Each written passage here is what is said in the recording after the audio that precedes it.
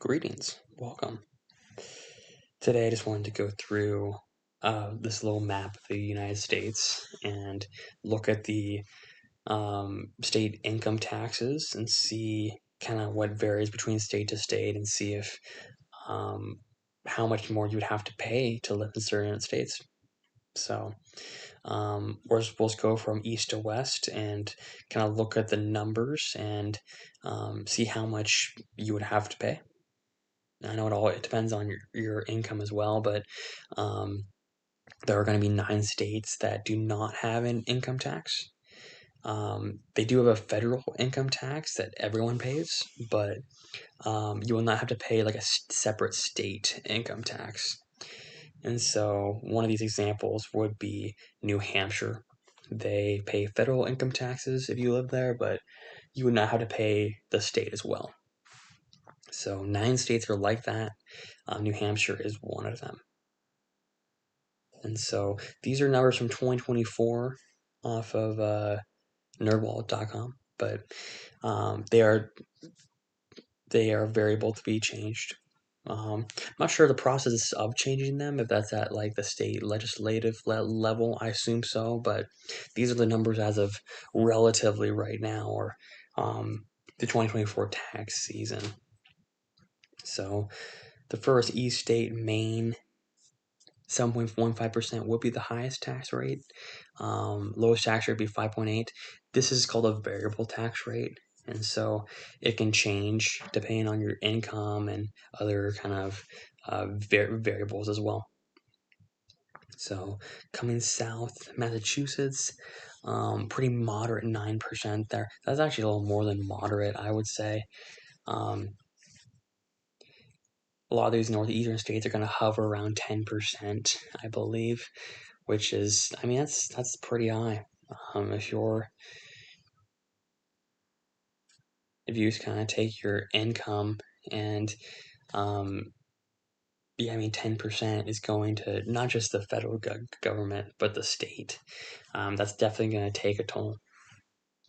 So we'll go down to Rhode Island here. 5.99 is the highest. 3.75 would be the lowest. Connecticut, about 7%. Vermont here will be not too shabby, 8.75%. New York, home in New York City, and a lot of the kind of cultural icons of the country, about 11%. So New Jersey, about the same, it being kind of a middle ground between Philadelphia and New York. A lot of suburbs there. I think that's why it's going to be that high as well. Really interesting that Pennsylvania, 3%. It's a whole lot more affordable to live in Pennsylvania than some of the other northeastern states. Coming down into Maryland, 5.75. Delaware, 6.6. And then, of course, DC, 10.75. Wasn't too surprised. I thought they would kind of at least be the same of New York and such. But we'll head down into West Virginia, 5.12%. Virginia, 5.75. Down in North Carolina, 4.5. What you'll find is a lot of kind of the bulk of the country is around the 5% range. It's going to be just these uber crazy expensive places that are going to be about 10%. South Carolina, 6.3. Kind of interesting. It goes down to 0% there. So, I mean, depending on what your income is, I mean, you could not have to pay, at least for the state there. Georgia, 5.449, flat rate. This is a fixed rate where no matter what income you are, you will pay that. Florida, pretty interesting. They have no state income tax. We'll see with Texas and a lot of kind of the western states. Some of them just don't have a state income tax. So Alabama, about 5%. Mississippi, 4.7%. So as I said, just kind of hovering on the 5% range. Tennessee, another one of these no state income tax states. Kentucky, a flat 4%. And then just like Pennsylvania, Ohio, very similar, 3.5%. And Indiana, about 3%. Michigan, 4.25%, so pretty standard there. All the way up to Wisconsin, which I thought was kind of interesting that they had a higher percentage, 7.65, lowest 3.5. Illinois, 4.95%. Kind of intriguing that with Chicago being the third biggest kind of metro area in the country, it being that low of a flat tax rate.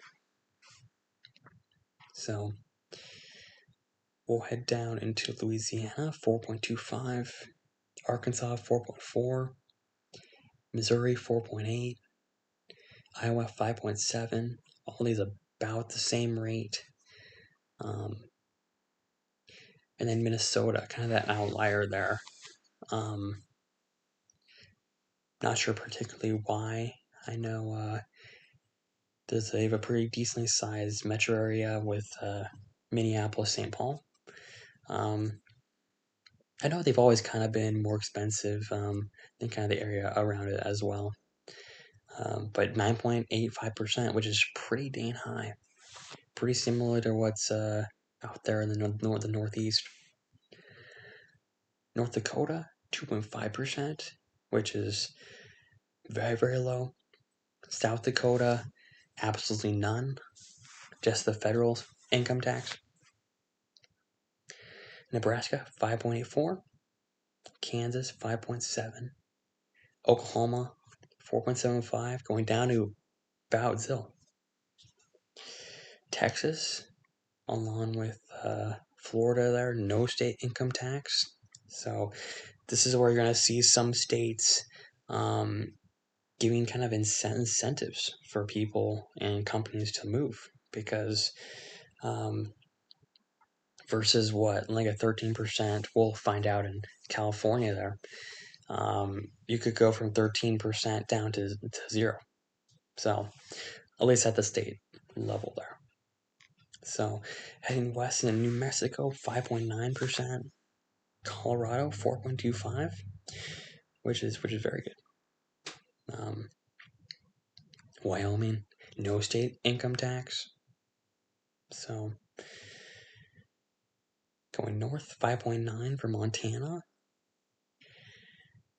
5.8% for Idaho, and south, 4.65 for Utah.